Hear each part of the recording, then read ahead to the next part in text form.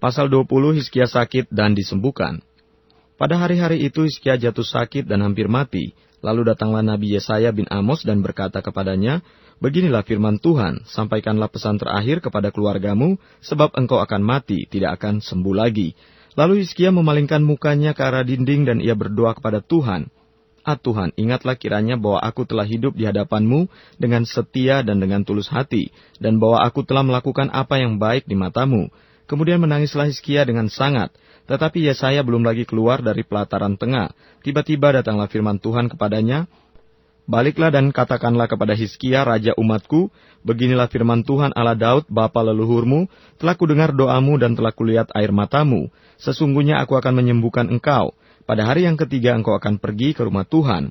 Aku akan memperpanjang hidupmu 15 tahun lagi, dan aku akan melepaskan engkau dan kota ini dari tangan Raja Asyur. Aku akan memagari kota ini oleh karena aku dan oleh karena Daud hambaku." Kemudian berkatalah Yesaya, "Ambillah sebuah kue ara." Lalu orang mengambilnya dan ditaruh pada bara itu, maka sembuhlah ia. Sebelum itu Hizkia telah berkata kepada Yesaya, "Apakah yang akan menjadi tanda bahwa Tuhan akan menyembuhkan aku dan bahwa aku akan pergi ke rumah Tuhan pada hari yang ketiga?" Yesaya menjawab, "Inilah yang akan menjadi tanda bagimu dari Tuhan, bahwa Tuhan akan melakukan apa yang telah dijanjikannya. Akan majukah bayang-bayang itu 10 tapak atau akan mundur 10 tapak?" Hizkia berkata, "Itu perkara ringan bagi bayang-bayang itu untuk memanjang 10 tapak. Sebaliknya biarlah bayang-bayang itu mundur ke belakang 10 tapak. Lalu berserulah Nabi Yesaya kepada Tuhan, maka dibuatnyalah bayang-bayang itu mundur ke belakang 10 tapak, yang sudah dijalani bayang-bayang itu pada penunjuk matahari buatan Ahaz." Hizkia dan para utusan dari Babel. Pada waktu itu Merodak Baladan bin Baladan Raja Babel menyuruh orang membawa surat dan pemberian kepada Hizkia, sebab telah didengarnya bahwa Hizkia sakit tadinya.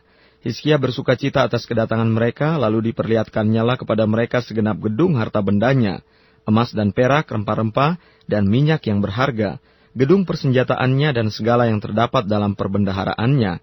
Tidak ada barang yang tidak diperlihatkan Hizkia kepada mereka di istananya dan di seluruh daerah kekuasaannya. Kemudian datanglah Nabi Yesaya kepada Raja Hizkia dan bertanya kepadanya, "Apakah yang telah dikatakan orang-orang ini? Dan dari manakah mereka datang?" Jawab Hizkia, "Mereka datang dari negeri yang jauh, dari Babel." Lalu tanyanya lagi, "Apakah yang telah dilihat mereka di istanamu?" Jawab Hizkia, "Semua yang ada di istanaku telah mereka lihat. Tidak ada barang yang tidak kuperlihatkan kepada mereka di perbendaharaanku." Lalu Yesaya berkata kepada Hizkia, "Dengarkanlah firman Tuhan, sesungguhnya suatu masa akan datang, bahwa segala yang ada dalam istanamu dan yang disimpan oleh nenek moyangmu, sampai hari ini akan diangkut ke Babel. Tidak ada barang yang akan ditinggalkan, demikianlah firman Tuhan. Dan dari keturunanmu yang akan kau peroleh, akan diambil orang untuk menjadi sida-sida di istana Raja Babel." Hizkia menjawab kepada Yesaya, "Sungguh baik firman Tuhan yang engkau ucapkan itu. Tetapi pikirnya, asal ada damai dan keamanan seumur hidupku."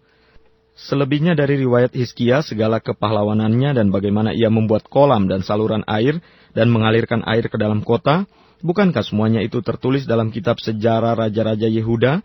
Kemudian Hizkia mendapat perhentian bersama-sama dengan nenek moyangnya, maka Manasya anaknya menjadi raja menggantikan dia.